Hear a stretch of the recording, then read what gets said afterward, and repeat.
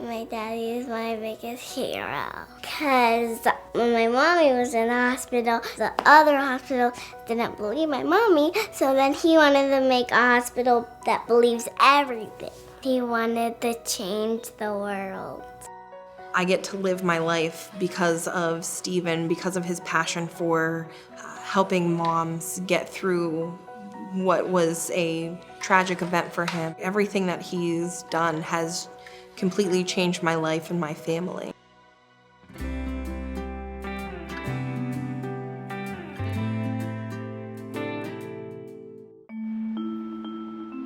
Pittsburgh, known as the City of Bridges and for its champion sports teams, the city is also home to one of the only medical centers in the country dedicated to women's perinatal mental health, changing the treatment for a mom before and after her baby is born. Leading the transformation is a father who experienced what happens when a program like this is not in place.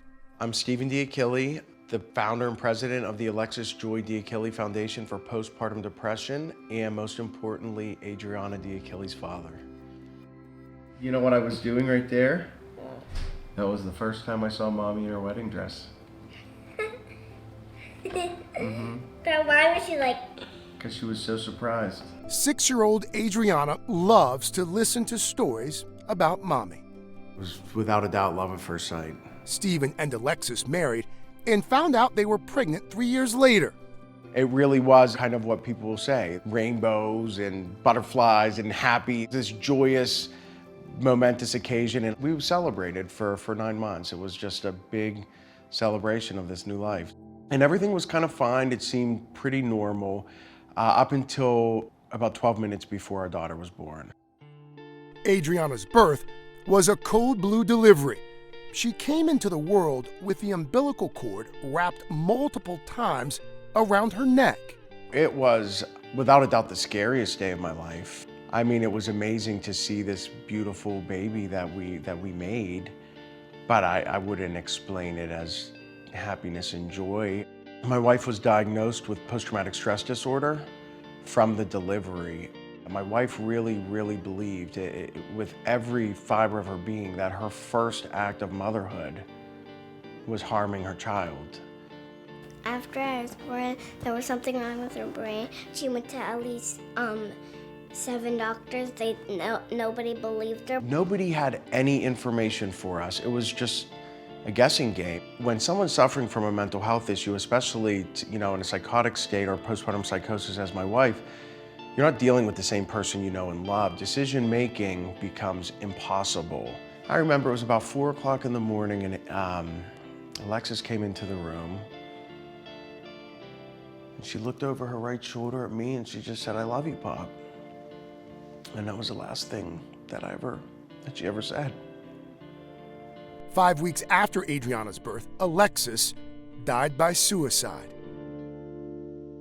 Our last about 13 days she was alive, we visited 7 different hospitals or crisis centers, desperately calling psychiatrist's office. I called so many psychiatrists, and the first callback I got was almost 2.5 months after her funeral. Stephen felt broken, but immediately knew he had a new mission in life. It was like this clarity, this calmness that I've never felt in my whole life. Anything even close to it came over me. I knew that there needed to be a safe place for moms and babies and families to get the care they deserve. It changed from poor Alexis, poor me, poor Adriana, to there's a huge problem here and it needs to be fixed. And this is gonna be Alexis's legacy. In the beginning, I talked to other health systems, I talked to all kinds of people, and I was crazy. And there's no money in this area of medicine. And now the conversation's not, we can never do this, it's how can we do this? And to me, that's Alexis pulling strings up there and guiding us. Last year, Allegheny Health Network opened a brand new center with Alexis at the forefront. The hospital is named after my mommy. Is this Mommy Center? Come on, let's go look at the picture. Who is this? Mommy! Yeah.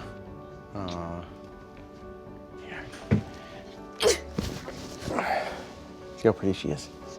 This is my favorite part of the whole facility, kind of the large group room, the yoga room, this is like the heartbeat of the center right here, at least from my perspective. And also, if you'll notice, we have mamaroos. We have the pillows here to make it easier to hold the baby, children's toys. And that's something you won't see in any other facility. This is all for children, and that was the most important thing with this facility, was making sure we keep babies with their moms. There's like this board, there's a eraser board, and I could write notes that say for all the mommies that come in. I always say tragedies like this happen every day in every single city in America, but you don't see the change that's happened anywhere else except for here. So that has been the dream from the beginning. Build it, mamas will come, and hopefully will inspire change in other cities. New mom Ashley Griffin benefited from the center when she battled postpartum with her newborn son, Grayson. I've always dealt with anxiety, but now I'm actually treating it. I'm treating the depression. I'm not going to be a statistic. I love you, dude. I get to live my life because of Steven, because of his passion for helping moms get through what was a tragic event for him. Everything that he's done has completely changed my life and my family. Mom Rochelle Leeper shares similar sentiments. If I didn't have the Women's Behavioral Health Center, I honestly think that my husband actually would have been raising his kids on her own, because I probably would have successfully tried to commit suicide. If I had one thing I could tell Steven is, I hope he would know that his wife's death isn't in vain. I'm happy that he didn't decide to suffer in silence and let it just be another story that's untold. It's incredible to have a healthcare network and a foundation so invested in a much-needed service. We really need to be doing more for our moms. This has been absolutely my greatest pleasure in life, and the most rewarding work I could ever imagine. And it's been my therapy. It's been therapeutic for my daughter. And she's also learning through this whole experience that when something's wrong, you don't have to accept it. You can speak up and you can change. Who do you love the most? Dad. Daddy. No, I love Mom the most. You love Mommy the most? She loves you the most. I hope she tells the story with pride. I hope she says it and her eyes are open and she's beaming with pride and she's saying, that's my mom. And my mom's the reason for this change. And I'm confident she will.